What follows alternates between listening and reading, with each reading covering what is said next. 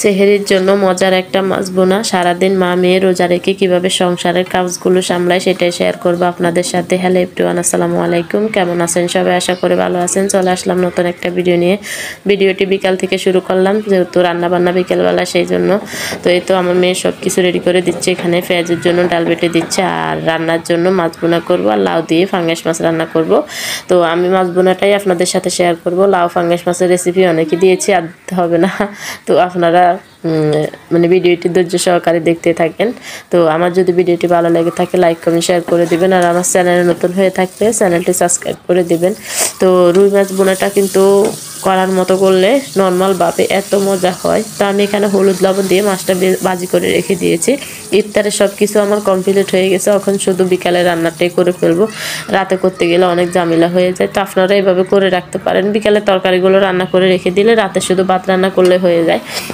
তো মাছগুলো ভাজি করে রেখে দিয়েছি। এখানে ফ্রাই প্যান বসিয়ে তেল গরম করছি, করে পেঁয়াজ কুচি, টমেটো কুচি, কাঁচামরিচ দিয়ে দিলাম, দিয়ে একটু ভালো করে নেড়ে চেড়ে নিচ্ছি। আমি অসুস্থ হয়ে পড়ছি হঠাৎ করে, কণ্ঠ দেখে বুঝতে পারবেন আপনারা, কণ্ঠটা অন্যরকম হয়ে গেছে আমার। তো যা হোক, সবাই ভিডিওটি দেখবেন। তো এখানে রসুন দিয়ে দিলাম, রসুন বাটা ফ্রিজ থেকে নিয়ে দিচ্ছি, মনে ছিল না ফ্রিজ থেকে রসুন বার করা। যা হোক, এগুলো একটু নেড়ে চেড়ে লাল করে নিচ্ছি। তো আমি একে একে সব মশলাগুলো দিয়ে দিব। তো আপনারা কে এরকম রুই মাছ বোনা খান? আর রুই মাছটা একদম টাটকা ছিল, বড় মাছ ছিল, তো সেই জন্য মাছটা অনেক মানে রান্না করলে মজা হয়। তো এখানে হলুদের গুঁড়ি দিয়ে দিচ্ছি, মরিচের গুঁড়ি দিয়ে দিচ্ছি। তো পরিমাণ মতোই দিচ্ছি, 2 চামচ মরিচের গুঁড়ি লাগছে, 1 চামচ হলুদের গুঁড়ি লাগছে। তো এখানে পরিমাণ মতো লবণ দিয়ে সামান্য পানি দিয়ে মশলাগুলো কষিয়ে নিচ্ছি।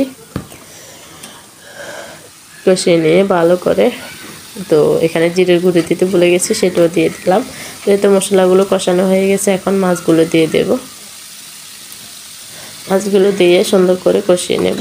তো মাছগুলো দিয়ে দিচ্ছি, হালকা ভাজি করে রেখেছি। অনেক সুন্দর একটা গ্রান এসে গেছে মাছ থেকে, যেহেতু টাটকা মাছ ছিল রুই মাছটা। তো এই তো মাছগুলো ভালো করে কষিয়ে নিচ্ছি।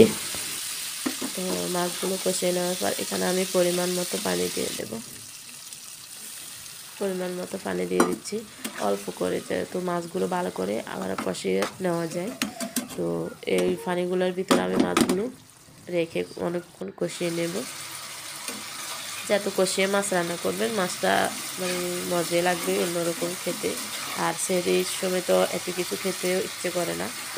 তো যদি ভালো মতো রান্না করে একটা তরকারি হয়, সেটা দিয়ে মজা করে ভাত খাওয়া যায় আর কি।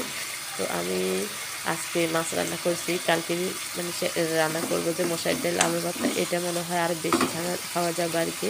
তো আপনাদের সাথে শেয়ার করে নেই। তো আমি কিন্তু অনেক অসুস্থ, সবাই আমার জন্য দোয়া করবেন। আমি সর্দি জ্বরে লেগেছে হঠাৎ করে, জানি না একটু।